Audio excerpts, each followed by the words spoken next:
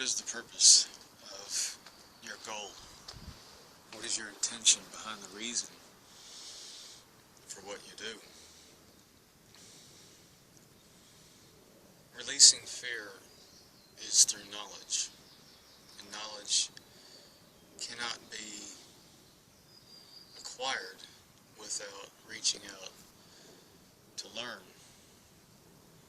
Understanding comes through exploration, and it's in this process that we begin to open up to the world around us.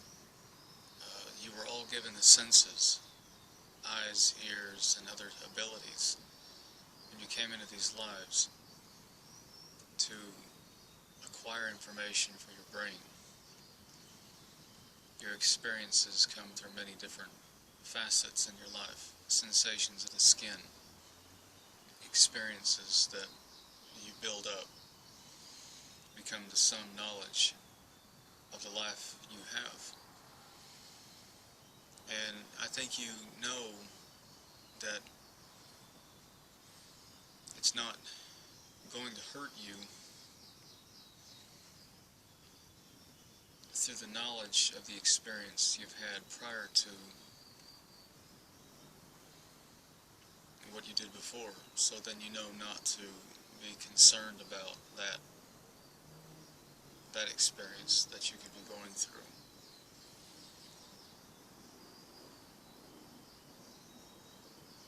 You know, then there's that what if, and then there's risk. What about risk? Risk is incidental. Learning is a process. And understanding is a process that only comes through experience and learning. But unfortunately, it can also be at times destructive in the process. I don't like to think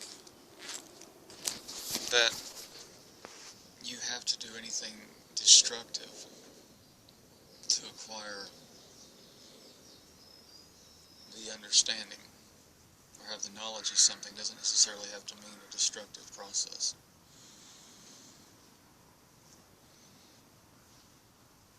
And through that understanding, we release fear, and we become acclimated to an awareness which is beyond us. And then we become a part of that. It's no longer beyond us. It becomes a part of our life. It may not be a part of the lives of everyone around you, but it becomes a part of your life and the process of your living. Then you release fear. It's only through that releasing of attachment to something that has given you a sense of your old understandings and your knowledge of something was your attachment to the definition of your world as you understood it. Your paradigm is shifting. Shift the paradigm is through the evolution of expanding your awareness. You can't really get in touch with intention unless you have contact with the creation force in this universe, which imagined you into existence. And it is through this process of imagination and creation, or the cooperative working with that energy, that you become more aware of that creation force out there. And others that are in this universe reach out to you and want to cooperate and work with you. You may meet them in the woods at night, and they may not be necessarily human beings. But because it was in the woods and it's at night, it has a connotation to your old understanding of being dangerous, or a Hollywood horror film. But if you understand, then you know that there is no danger, then there's any harm. If you're in touch with that creation force and that imaginative force, you understand, so are they. This is daylight on Earth. This planet rotates third from the star at 93 million miles away, which is very close to this star, a medium-sized star in this galaxy. It is seen across the universe. There's a subtle thought. Our sun is seen by astronomers across the known universe. And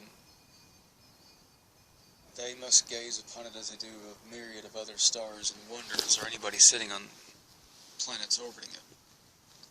This is very close to this sun. Don't take for granted that everybody that in this universe is going to be from planets orbiting as close to their stars. They're going to have smaller stars, neutron stars, things like this.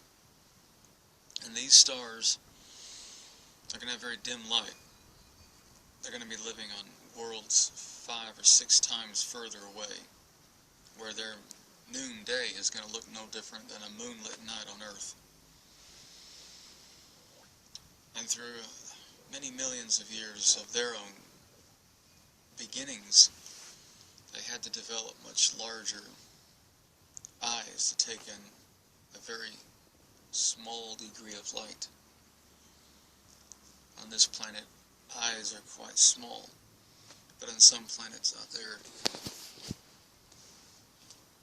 they have evolved much closer to stars than even the Earth. And there are races out there with eyes that are pea-size on much larger heads. Tiny, tiny eyes, due to the fact that there is an enormous amount of light on their world in the middle of the day. So they need to be very, very tiny. So it's not a big deal if you meet a civilization at night and in the woods. Because that's courteous to the civilization that's not ready to meet them.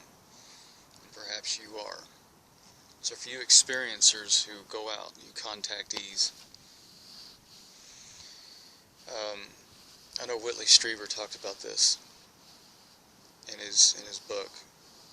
He was saying an unknown country. He was right. There are some of us who are in trouble. Psychics out here who are feeling troubled. There have been things troubling me. There have been griefs and issues of loss and things like that. But nothing extraplanetary is troubling me. It is maybe human issues in this planet that would cause me trouble, or cause me to feel troubled.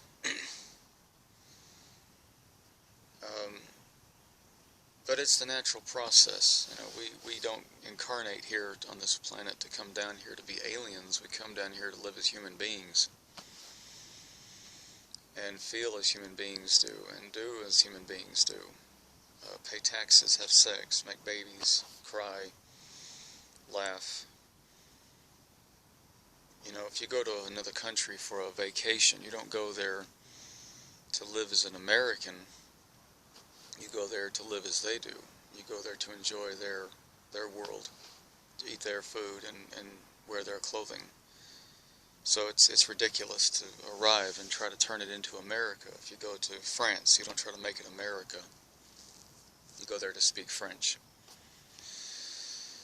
Thank you for watching.